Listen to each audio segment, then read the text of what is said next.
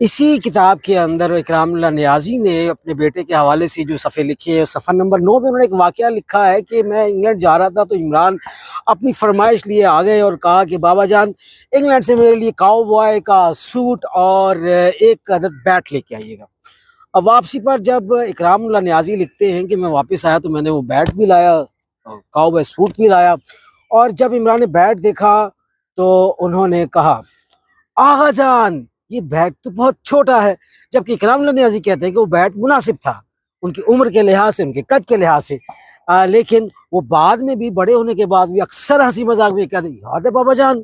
آپ انگلینڈ تشریف لے گئے تھے اور واپسی پر جو آپ بیٹ لائے تھے وہ کتنا چھوٹا تھا۔